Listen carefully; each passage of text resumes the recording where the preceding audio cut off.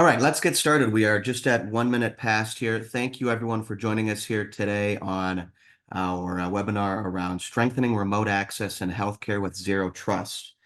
We are excited to have you with us here. This is a monthly webinar where we touch on different challenges and opportunities across different industries and try to highlight how OpenVPN is working with customers and organizations like those on in the meeting here today to overcome some of these challenges. So again, thank you for joining us here today. Let's jump right in here. So this is our agenda here today. My name is Matt Mayhus. I lead the marketing team at OpenVPN, and I am joined by my colleague, Sean Galrez, who is a sales engineer at OpenVPN. We've got a number of things that we want to cover today. A lot of it is going to be walking through our two products, Access Server and Cloud Connexa, to really highlight again how we're helping organizations and a lot of our healthcare customers now overcome some of the challenges that I'll outline here in our first couple of agenda items around the state of the state, challenges, common threats, and best practices in 2024. Before we jump into the content here, a couple of your standard housekeeping items here. This meeting is being recorded, and you'll receive the link here after today's call. You'll also receive the PDF. There's a few things that you might find valuable to share with colleagues, or you just want to review again later. So we'll share all of that here after the call here. Related, everyone's line is going to be on mute for the duration of the call to avoid any background noise, dogs barking, things like that. With that said, if you do have questions, we ask that you enter them into the Q&A or the chat box. We will address them at the end of today's call unless they are particularly relevant for one of the sections or things that Sean is showing here. But feel free to enter them in here throughout today's call. Again, into the Q&A box or the chat box there. We'll also have a few polls here as well. And we encourage you to share your thoughts and insights here, and you can see how your peers are also tackling some of these challenges. So let's jump right in. I want to set the stage for some of the evolutions that are happening in healthcare now. And this is obviously not a comprehensive list by any means, but a few of the major shifts that are leading to new opportunities for bad actors and how they're able to infiltrate the work that you're doing and your organization's networks. And we'll talk about a major breach that happened at a healthcare organization here in February as well. But when we look at these three evolutions here in the industry, looking at remote care first, while innovations like remote care took off really during COVID, obviously, it's not a COVID-only sort of trend. And optimizing care delivery through things like remote care are bringing in and introducing new security challenges. So when you think about remote care as a patient, you have one perspective of it. On the security team side, obviously there's things like remote care requiring access to EMRs, personal health information, virtual visits, remote patient monitoring devices. If you've taken advantage of remote care, you've probably seen all of these already.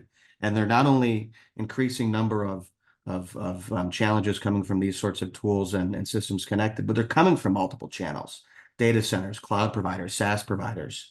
So teams have to really manage the IT infrastructure and connectivity between hospitals and facilities, and actually even outside of providers and hospitals and such and patients, but even for healthcare insurance carriers.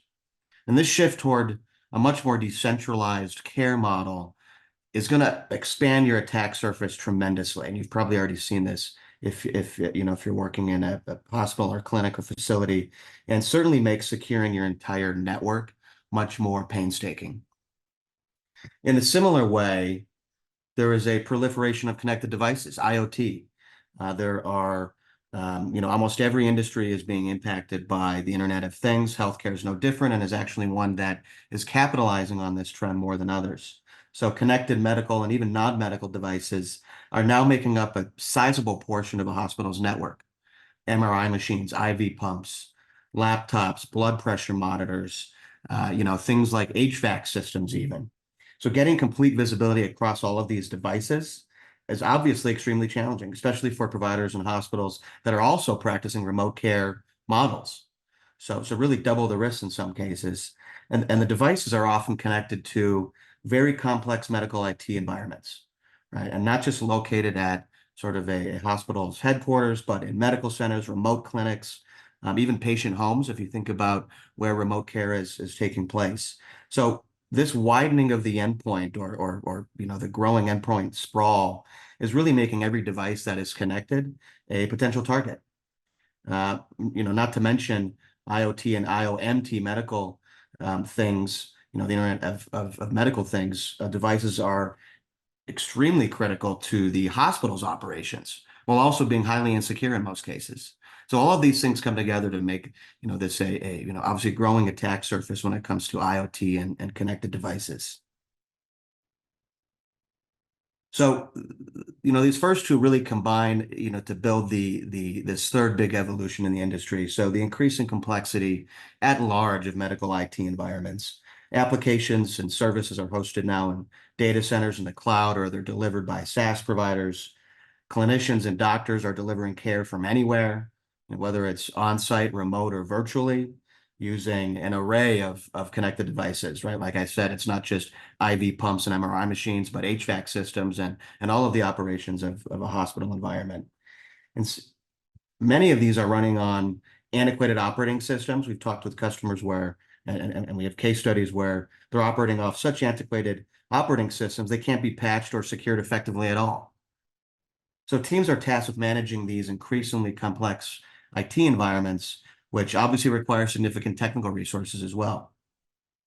And when we've talked with customers and again have gone through case studies, organizations are sometimes trying to solve these challenges with single platforms, through vendors who are promising a sort of one-stop shop. It often doesn't give you the best of breed solutions that you need to bring your organization into a more modern environment to address these challenges and these evolutions. And I mentioned this already, but these trends aren't just for medical facilities and your kind of traditional hospitals, but insurance carriers are facing very similar challenges around increasingly sophisticated attacks, heightened focus on data privacy regulations, which we'll talk about in a second. And then what's underlying a lot of this across the industry is obviously the integration of AI and ML. And that's adding a whole new layer of security risk that is accelerating and that we haven't seen as frequently in the past. So just a few other stats that I want to talk through here, and then we'll get into a few of the challenges and talk about how OpenVPN is helping solve this with Sean here. So state of healthcare cybersecurity, if you look at the general trend here in May of 2023 and moving throughout the year, there was a slight decline, but April had a huge uptick, a massive uptick. And when you think about what healthcare organizations are faced with, they're prime targets for attacks like malware and ransomware. And Sean's got a very quick case study slide here in a few minutes. DDoS attacks, phishing, and really data breaches at large. The OCR reported 54 incidents affecting 15 million plus patients in April, with an average cost of these breaches of 11 million. And not only are the number of healthcare records and just the sheer quantity of attacks going up, but the size of these breaches is also increasing. So healthcare being one of the fastest growing industries, not just by the records, but by the number of breaches with 500 plus records impacted. And if you extrapolate these numbers out for 2024, it'll likely hit or surpass 800 breaches that are impacting 500 plus records. So the volume is going up and the actual size of each breach is going up. Obviously a challenge that the industry needs to tackle. So that leads us into a couple of slides on a increasingly popular framework for how organizations in healthcare, certainly, but across security teams are tackling some of these evolutions in the industry, and also some of the to mitigate some of the trends in terms of the quantity and sort of the depth, if you will, of attacks going up.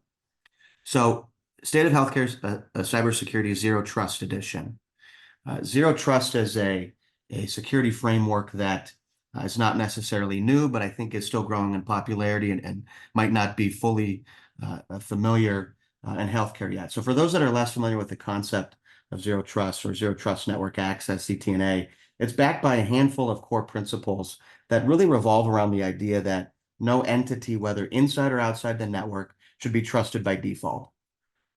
So some of those core principles: verify identity, ensuring strict identity the verification for users, devices, and systems attempting to access resources. This is sort of one of the bigger principles that has evolved from your more traditional perimeter-based network access model to a zero trust model. Least privilege access, limiting user access rights to just the minimum necessary to perform their job functions. Microsegmentation, segmenting your network into smaller, isolated zones to, like the first two here, limiting lateral movement of potential attackers. Assuming breach, and this is not just a technology approach, but a cultural one in many ways as well. So operating with the mindset that a breach is inevitable or has already occurred. Right? So again, from not just on the technology side, but things like building awareness and training internally with your teams and your organization. Continuous monitoring and validation. So continuously monitoring activity, device status, network traffic, validating all access requests in real time to ultimately be able to detect and respond to threats in a much more effective way. And then lastly here, encrypting data, or data encryption rather, ensuring that your data encryption both at rest and in transit to protect all of your sensitive information. I mentioned PHI, obviously in healthcare. There are a number of data types, and certainly compliance regulations impacted by this. But to protect this information from interception and really unauthorized access. So these are the principles that really underlie a zero trust model and a zero trust network access model and framework. When we look at, though, I think the industry and healthcare sees this as a growing trend. When you look at adoption, though, there's some interesting things that I want to call out here as well. So just under 50% already have a defined zero trust security initiative. Almost 40% have plans to begin one within the next 6 to 12 months. And 80% of healthcare organizations anticipate moving to a zero trust architecture by 2025. I'm going to throw up a quick poll here before I go on to the next slide.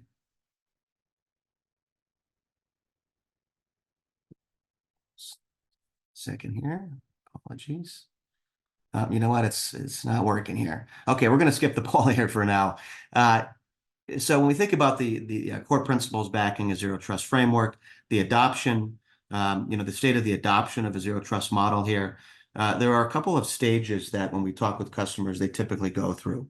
And you can find a number of different types of maturity models from different vendors or analysts or things like that. From a broad level, though, this is where we see most of our customers fitting into. So an initial stage, formative, defined, and advanced. And it spans going from just being aware of zero trust concepts to all the way to integrating zero trust policies and controls into your overall security strategy. And one of the things that I think the market gets wrong a little bit is there is a message in the market that might make healthcare organizations believe that zero trust or ZTNA is a product. Once you buy the product, you're good to go. Or it's a light switch. You flip it on, and all of a sudden, you've made this transition here. And really, what the misunderstanding or the false narrative, if you will, there is that it is just that. When in reality, it's a transition, it's a journey, and you're on a maturity curve as you go through this process. And so the goal when you're thinking about deploying a zero trust framework or model is not about who's going to solve this for me with the flip of a switch. But what are the sorts of partners and the ecosystem that you're going to need to move from left to right essentially in this maturity curve in a cost-effective and secure way? So with that said, Sean, I'm going to pass it over to you to dive a bit deeper into some of the challenges that we're seeing with our healthcare customers, and then from there we'll get into a quick product tour of how OpenVPN is helping orgs overcome some of these challenges here. So Sean, I'll pass it over to you here for a few slides on some of the deeper challenges. Okay, thank you, Matt, and hello, everyone. So I'm going to go through a couple of slides here and then log into the products and give you a tour of our products and see how it can help you. As you can see on this slide, let's talk a little about the critical importance of protecting patient privacy and ensuring data integrity in healthcare. These two aspects are basically the fundamental to maintaining trust and delivering quality care. A recent study discovered that approximately 50% of healthcare organizations that experienced a ransom attack reported that the breach impacted patient data. This means that sensitive information, including medical histories, personal details, and financial information, were exposed to malicious actors. Now, the same study highlighted that 34% of these organizations failed to recover the data after the attack. This loss obviously is devastating as it compromises the continuity of care, affects the clinical outcomes, and places a heavy financial and operational burden on the organization. The consequence of a data breach extends beyond the immediate loss of data. There are legal and regulatory consequences, including hefty fines and sanctions, loss of patient trust, operational disruption, and a lot of other things that can happen. Now, if we can move to the next slide, Matt. So there are some significant challenges for maintaining compliance in the healthcare sector, especially given the quickly changing regulatory landscape. Healthcare regulations are constantly changing, as you know, making it difficult for organizations to stay compliant. New laws, amendments to existing regulations, and updated guidelines require constant monitoring and adaptation. So what that means is that the healthcare organization must be vigilant and proactive in their compliance effort to avoid penalties and ensure patient safeties.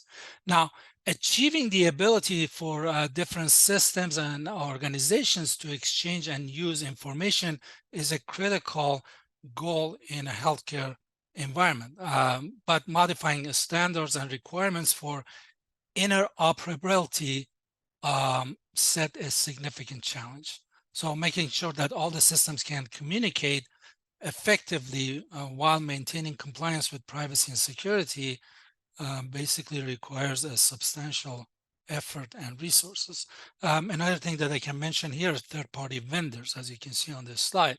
Healthcare organizations often rely on third-party vendors for various or numerous services, from EHR, electronic health record systems, to billing, to telenet platforms, managing those vendors to ensure that they comply with all the relevant laws and regulations. It can be a very complex task. So it involves a continuous oversight and regular audits to ensure that third-party practices basically align with the organization or organization's compliance requirements. Now, many healthcare organizations operate under the tight budget and limited resources. So allocating sufficient funds and personnel to compliance activities can be challenging. So basically what I'm trying to say here is that navigating the compliance landscape in healthcare is definitely challenging. We know that. But regardless of these challenges, it's crucial for the organizations to implement a robust compliance programs and stay informed about the changes in laws and regulations and ensure that all stakeholders are aligned with the compliance goals. If we move to the next slide now, Matt kind of brought up the zero trust. That's a slide actually we're talking about, some of the stats. Like this is as of a couple months ago, February of 2024. As you can see, the data breaches that happened in the healthcare environment, it was pretty substantial. 4 terabytes of data stolen, 22 million of ransom paid, and over 1 billion, expected the cost of managing and mitigating these attacks. So this is not something that we can just look over and say, oh, it's not going to happen. It's gonna happen. We just have to be proactive on that. So let's move to the one. Yeah, Matt was talking about the zero trust. I just want to touch very quickly on some of the elements or essential elements of the zero trust that we need to look here. Again, this is not everything, but it's just an overview. Basically, the zero trust model is essential for safeguarding patients' data and maintaining the security of the systems or healthcare systems. So let's look at the core component of zero trust. First, let's look at the verify identity explicitly. As you all know, zero trust starts with the principle of never trust, always verify. So every access request must be authenticated and authorized based on all available data points, including user identity, device health, location, and behavior. Now, if I want to give an example for a healthcare organization, this means probably implementing multi-factor authentication or MFA for all users. Now, MFA ensures that only authorized personnel can access sensitive patient data, adding an extra layer of security beyond just password. Then we're looking at the least privilege access or implementing least privilege access. Obviously, access should be granted based on the principle of least privilege, where users are given the minimum level of access just necessary to perform their jobs or their duties. So this is, again, a crucial aspect. Now, segmenting networks and microsegment environments, I'm going to show you that a little bit during the demo part of the webinar. Basically, you want to limit the lateral movement or threat movements within your network. Zero trust basically promotes network segmentation, including microsegmentation or to isolate different network paths that is available. Then protecting data at all layers, obviously under zero trust, covering data at rest and in transit, and when it's used, it's important. We have to make sure that everything is protected at all stages. Then securing access to all resources. Basically, in the zero trust environment, when you look at the zero trust, extends beyond the internal network to include cloud services, third-party applications, and remote accesses. When we're talking about healthcare organizations, they need to secure all points of access, ensuring that cloud environments, telehealth platforms, and connected medical devices are all protected by the same strict security policies that they have on-premise systems. Access control, obviously implementing strict access control measures to ensure that only authorized personnel can access sensitive system and data. It's very important. Again, basically adapting zero trust in healthcare is not just a security strategy. Kind of Matt mentioned it earlier. It's necessary to protect patient data and maintain the integrity of the healthcare system by verifying identity explicitly and implementing least privilege access, segmenting networks, and the rest of this stuff that we see on the screen here.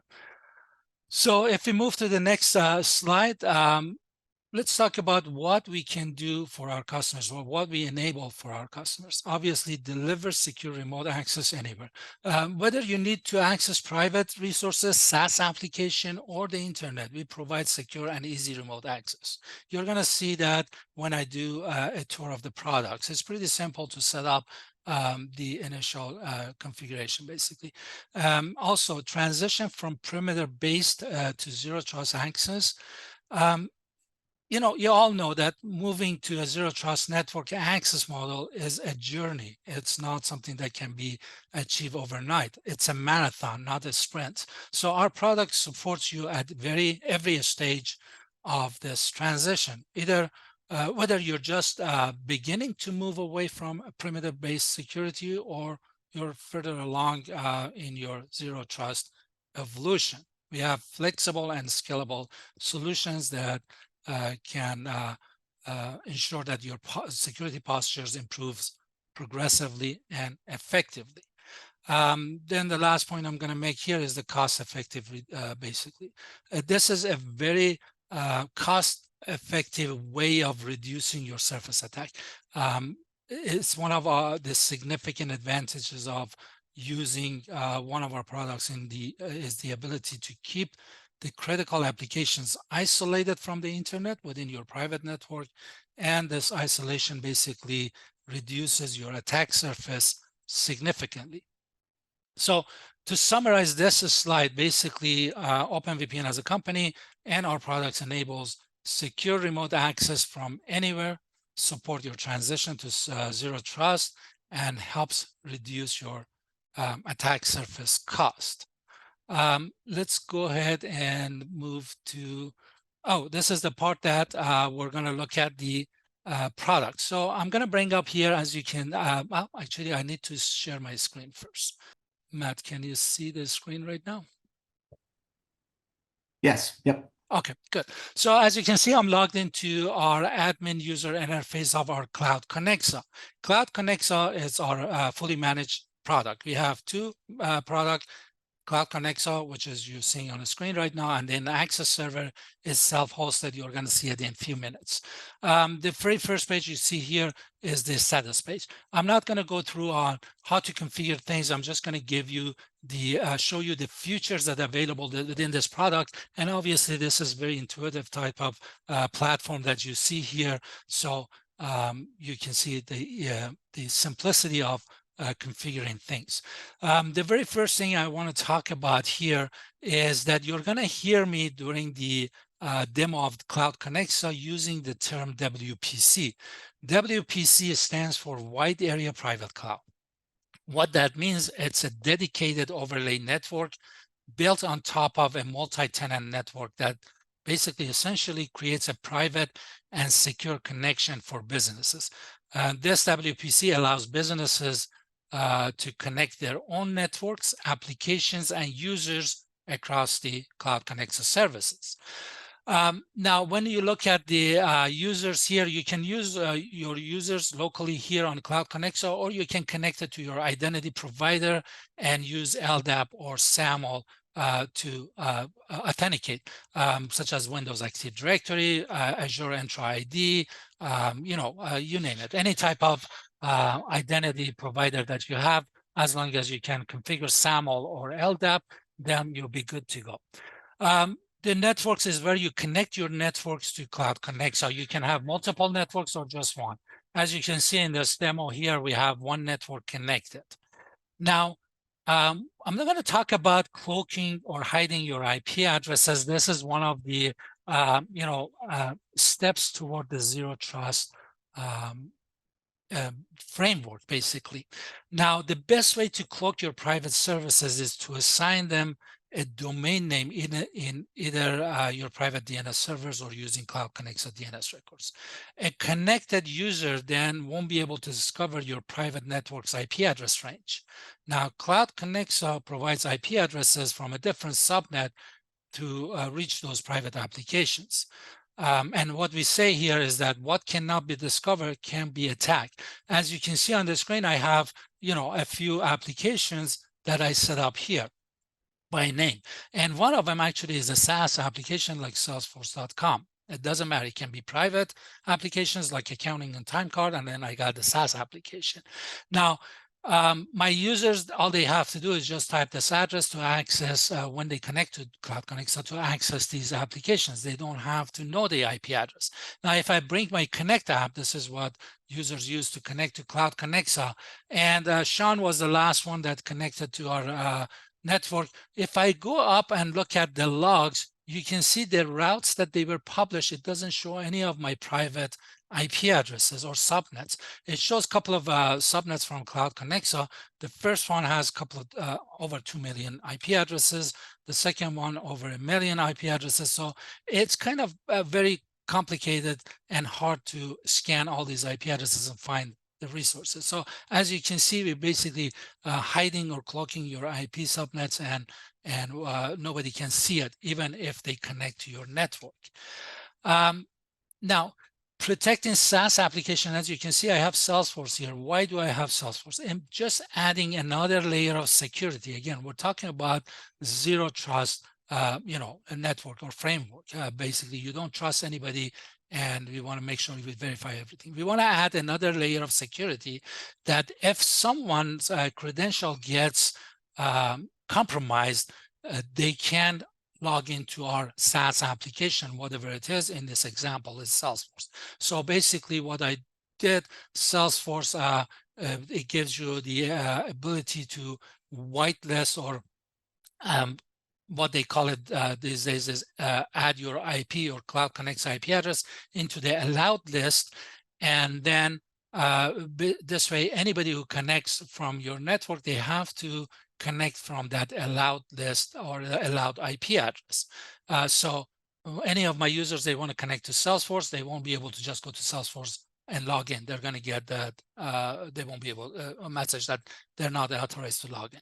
They have to be connected to Cloud Connexa and then connect to or log into Salesforce. So again, adding another layer of security in case if someone gets compromised or their credential gets compromised.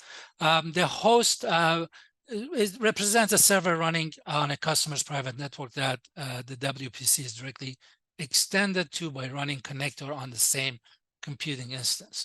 So I'm not going to spend too much time on this part because we're talking about zero trust. So I want to cover things that a little bit more, important when we're talking about implementing zero trust framework. As far as the access groups down here, this is where you can set up the access policies and different, permissions. Basically, as you can see, for example, here I have accounting. They have access to only my accounting application.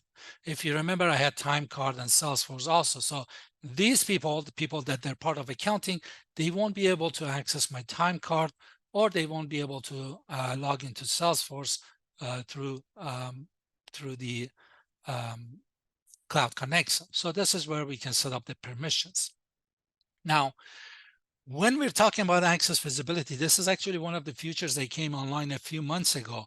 It's detailed analytics regarding traffic patterns within your WPC. It tracks and reports on the flow of data from users, host networks to any specified destination, providing visibility into the cloud's usage and activity. If you remember earlier, I said we need to be proactive. So this is one of the tools that is going to help us with that, because we can see what's happening in our within our environment. And if we see something strange, we can be proactive on mitigating that. The Shield is basically our IDS and IPS version of Cloud Connexa in Cloud Connexa, and the content filtering. As you can see, we got the content filtering here. There are 43 categories available. You can either choose the protection level that it's already set, one of these levels, or you can do custom and choose any of these 43 categories, but that goes for the domain filtering or content filtering. And then we got traffic filtering. Again, you have priorities that you can select, or you can just select by categories. And this is basically is going to provide an IDS, intrusion detection system, intrusion prevention system, and content filtering for your environment. App Hub, this is another nice features, especially if you're trying to segment or micro segments your networks. If for any reason you need to give access to another department, another group, or a vendor to certain applications or certain part of your network, you can come here and do that. Basically, you share that. Just an example, make it clear for everyone.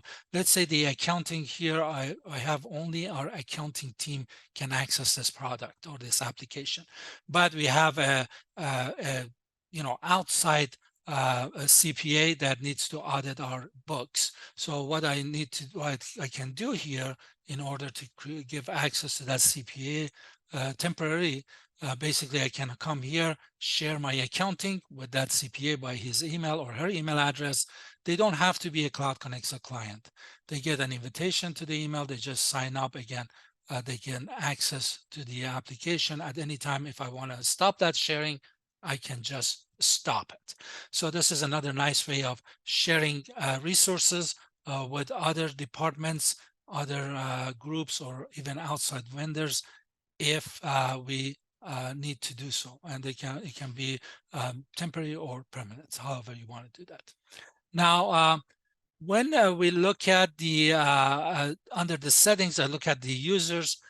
This is actually, there are a couple of things here that I want to show you again. It's a very big step toward implementing zero trust framework. First, device allowance. How many devices a user can use to connect to your Cloud Connexa? Default is 3, but if you want to be more strict, you can just change that number to 2 or 1.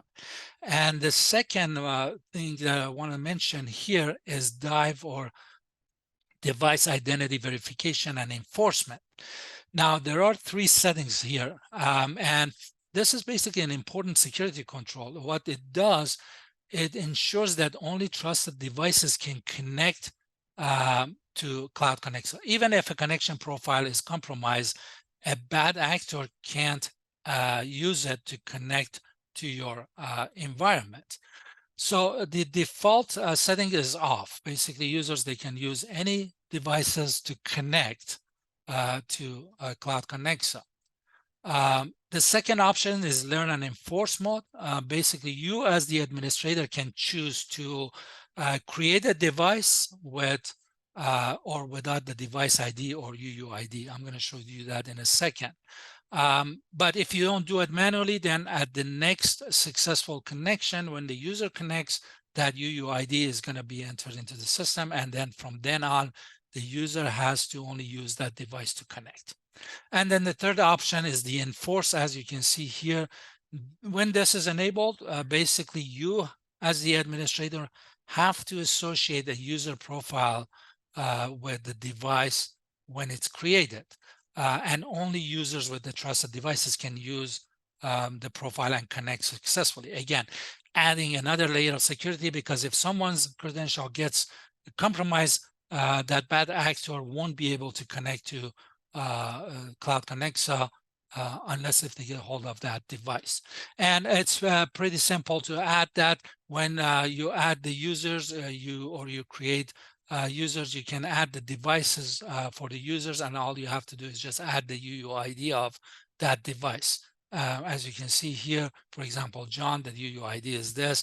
And if I select the enforce in my dive settings or dive feature, John can only connect to Cloud Connexa through that device, nothing else. The last part that I'm going to talk about with Cloud Connexa is the user authentication. As I mentioned earlier, you can use SAML or LDAP to use your own identity provider. You can configure it here. Pretty simple. You click on edit, and then all you have to do, once you select either one of them, you just click on configure and enter the information that you need to do. Multi-factor authentication or two-factor authentication also, it's off or disabled by by default, but it's very recommended to turn that on, so you have another layer of authentication available to make sure that people, if again a bad actor get a hold of credentials, won't be able to log in easily to your environment. So this was a quick overview of all the features within Cloud Connexa. I'm just going to jump on Access Server. I want to see if there is any questions or anything that Rohit or Matt want to address here right now. Thanks, Sean. Again, for those on the line here, if you do have questions, feel free to enter them into the Q&A box, the chat box. We'll address them here at the end of the call here shortly. Or if you have any questions about the products, as Sean's going through them here, I can discuss them here now as well. So with any questions, please enter them into the Q&A box or the chat box. Okay, great. Thanks, Matt. So now you can see I'm logged into our Access Server admin user interface. This is a self-managed product that we have. It's a little bit different. The look is a little bit different. The way that you can configure it is a little bit different than Cloud Connect. So again, the very first thing that when you log in is going to be the status page, gives you an overview of what's happening on your network. Now, when it comes to configuration, as you can see, you can have a cluster of access server here. Basically, it lets you to cluster multiple servers to make scaling and redundancy fast and easy. Now, with clustering your network, what happens is basically you're protecting it against downtime. So if an outage happens, another server in the cluster can pick up the load, and nobody can lose a connection to your environment.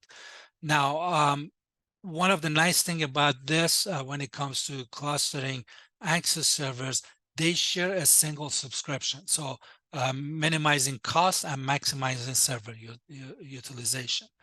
Now, if we go to network settings, this is where you can add your host name. Right now, this is by IP address. I access this access server. This is a demo in Sandbox, so it's a little bit different. But you can add your own host name here, and this way it's easier to remember. As far as the giving access to the different part of your networks or even SaaS application, this is where you're going to configure it in access server.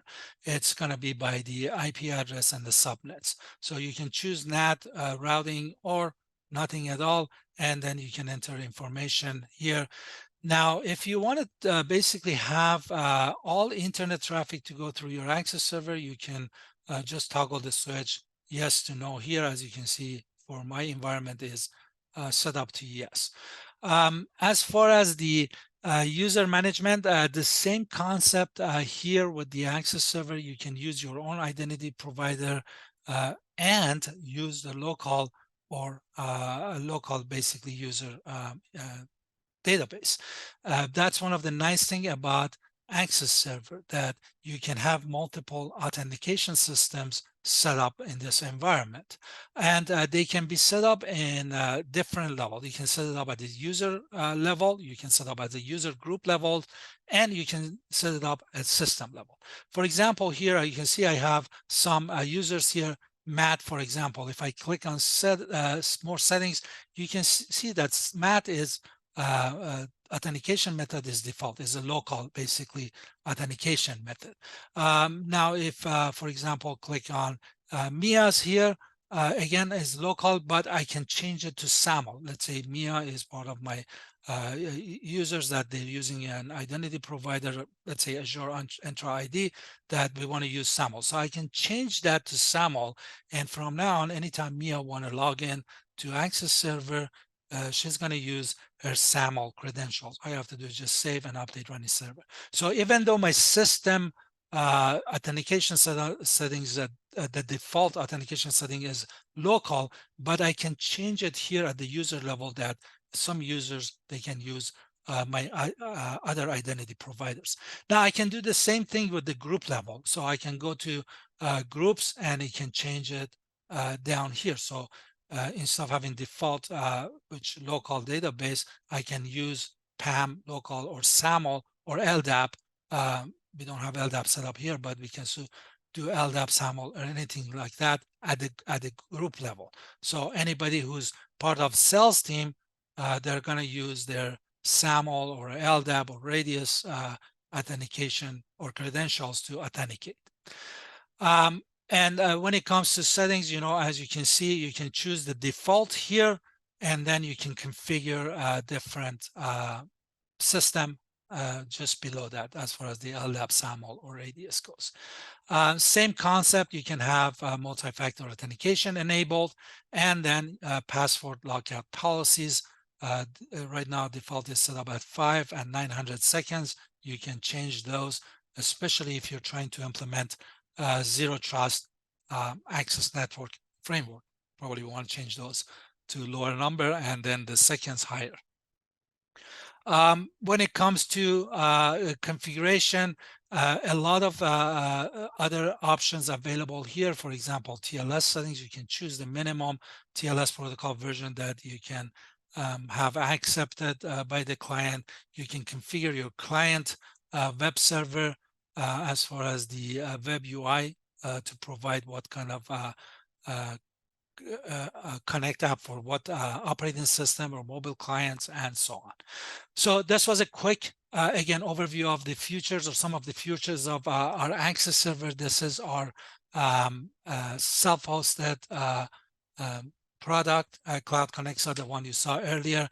That's our fully managed product, is a cloud-based. One thing before we jump back to the demo and, I'm sorry, to the slides and have Matt finish the slides, I want to mention the demo. If you want to learn a little bit more about these products, or if you have a specific use case that you want to see how it can be implemented, if you go to our website, you can book a demo, either for Cloud Connexa or Access Server. We have group demos that it happens every Thursday. It's about 45 minutes to 60 minutes. Cloud Connexa at 10 a.m. Pacific time, and then Access Server at 11 a.m. Pacific time. These group demos happens every Thursday, or if you have very specific use case and you want to do a one-on-one with the sales engineer, you can just do one-on-one, and they're going to get in contact with you. There are some qualifying questions they're going to ask to learn about your environment, and they can schedule a one-on-one. So again, if you'd like to learn more about the products, I highly recommend to jump on one of these demos.